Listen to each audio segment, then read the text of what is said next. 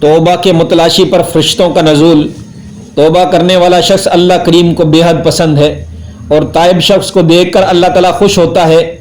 ایسے شخص کی سابقہ برائیاں بھی نیکیوں میں تبدیل کر دی جاتی ہیں۔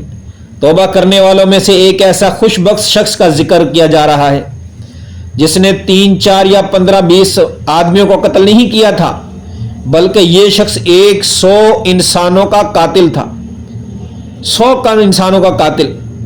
تو اللہ رب العزت نے اس کے دل میں اپنا ڈر ڈال دیا اور یہ شخص توبہ کے لیے تیار ہو گیا۔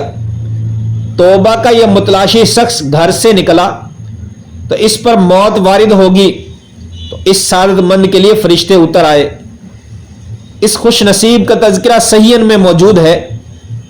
حضرت ابو سعید خدری رضی اللہ تعالیٰ عنہ بیان کرتے ہیں کہ نبی کریم صلی اللہ علیہ وسلم نے ارشاد فرمایا، تم سے پہلے زمانے میں ایک آدمی تھا جس نے 99 قتل کیے تھے۔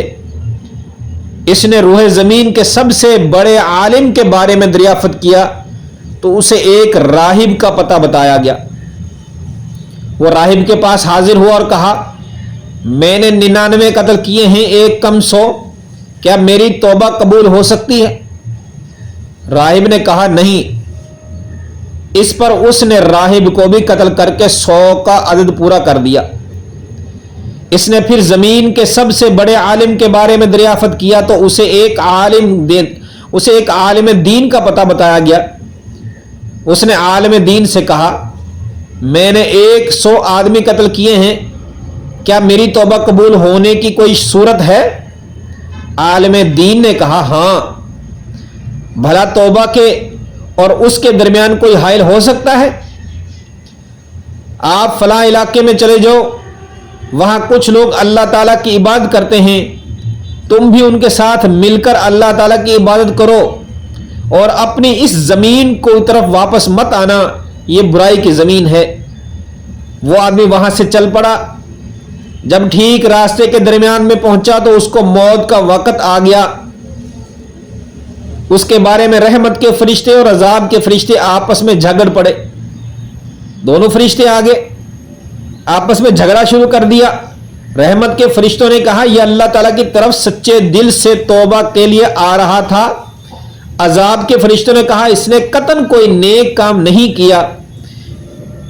اب ایک فرشتہ، جب یہ دونوں فرشتے جنت اور عذاب کے، جنت اور جہنم کے فرشتے آپس میں جھگڑنے لگے تو اللہ نے ایک فرشتے کو مصنف بنا کے بھیج دیا، ایک فرشتے کو ان کا فیصلہ کرنے کے لیے بھیج دیا۔ وہ بھی فرشتہ آدمی کی صورت میں ان کے پاس آیا۔ فرشتوں نے اس آدمی نما فرشتے کو اپنا فصیل، اپنا فیصلہ کرنے والا، اپنا حاکم بنا لیا اور فیصلہ دینے کے لیے فرشتوں نے کہا، دونوں مقامات کے درمیان اس فرشتے نے جو تیسرا آیا تھا اس نے کہا ان فرشتوں کی بات کو سن کر، آپ ایسا کرو، جس جگہ پر یہ موجود ہے اس کی زمین کی اور جس طرف یہ جا رہا ہے اس زمین کو پیمائش کر لو، دونوں مقامات کے درمیان کا فاصلہ ناپ لو اور جس مقام سے وہ قریب ہے اس میں اس کا شمار کر لو۔ فرشتوں نے پورے فاصلے کو ناپا تو جس علاقے کی طرف اس کا رخ تھا نیک لوگوں کی طرف، وہ قریب تر نکلا، لہذا رحمت کے فرشتے نے اس کی روح قبض کی۔ اور ایک دوسری روایت میں ہے وہ آدمی نیک لوگوں کی بستی سے صرف ایک بالشت زیادہ قریب تھا، چنانچہ اس نیک لوگوں میں شمار کیا گیا۔ صحیح بخاری کی ایک حدیث میں ہے، اللہ تعالیٰ نے برے علاقے کو، زمین کو حکم دیا کہ وہ دور ہو جا، لمبی ہو جا، اور نیک علاقے کی زمین کو حکم دیا کہ تو قریب ہو جا۔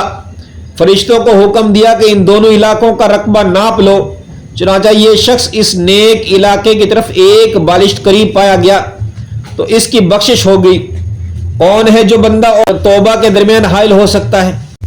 کون ہے ایسا شخص جو اللہ اور انسان کے درمیان توبہ کے دروازے کو بند کر سکتا ہو؟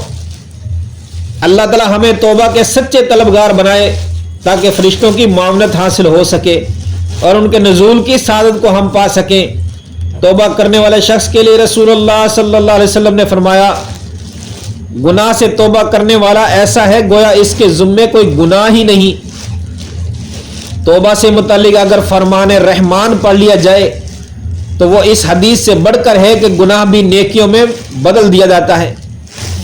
اللہ تعالیٰ نے فرمایا الا من تاب وآمن وعمل عملا صالحا اولئک یبدل اللہ سیئاتہم حسنات وکان اللہ غفور رحیم۔ سورہ فرقان 70 نمبر آیت ہے۔ سوائے ان لوگوں کے جو توبہ کریں اور ایمان لائیں اور نیک کام کریں، ایسے لوگوں کے گناہوں کو اللہ تعالیٰ نیکیوں میں بدل دیتا ہے۔ اللہ تعالیٰ بخشنے والا، مہربانی کرنے والا ہے۔